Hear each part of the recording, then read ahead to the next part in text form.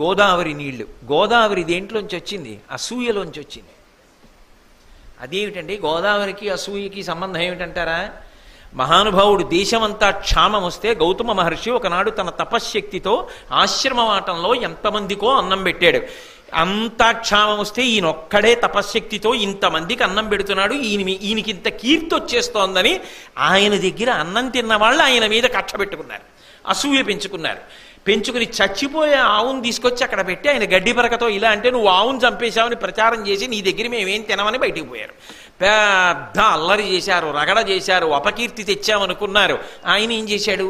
ఓహో నిజంగా నేను కానీ గోవుని చంపానా ఏమి అనుకుని పరమశివుడి గురించి తపస్సు చేసి గోదావరి, ఆ గోవుని బ్రతికించడానికి నదిని తీసుకొచ్చాడు. గోదావరి నీళ్లు తాగిన మనం అసూయాగ్రస్తులైనటువంటి మునుల కథ ఇప్పటికీ అలాగే చెప్పుకుంటున్నాం.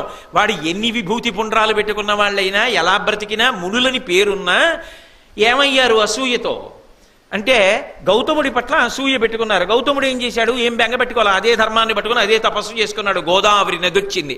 వాళ్ళు అప్పుడు అసూయ చెందితే ఇప్పుడు మనం తాగడానికి, పంటలు పండించుకోవడానికి గోదావరి గౌతముడి చేత తేబడింది.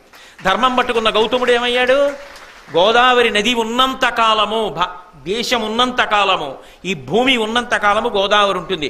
గోదావరి ఉన్నంత కాలము గౌతముడు ఉంటాడు. గౌతముడి పేరు ఉన్నంత కాలము ఆయన ధర్మము, ఆయన కీర్తి ప్రకాశిస్తాయి. ఆయన పట్ల అసూయతో ఉన్న వాళ్ళ పేరు కూడా చెప్పి ఛీ అంటారు. గోదావరి నది నీళ్లు తెల్లవారితే తాగుతున్న మనం ఈ గోదావరి ఒకడు అసూయ పొందితే వచ్చిన నది, మనకు అసూయొద్దు అని అర్థం చేసుకోకుండా నీళ్లు తాగి బతికేస్తే ఇంకంతకన్నా అర్థం ఉందండి?